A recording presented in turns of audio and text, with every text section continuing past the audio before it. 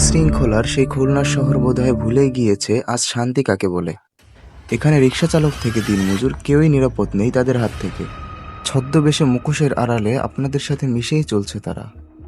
দিনে দুপুরে মারামারি, ছিনতাই, খুন এগুলো যেন আজকালের ডাল ভাত হয়ে দাঁড়িয়েছে।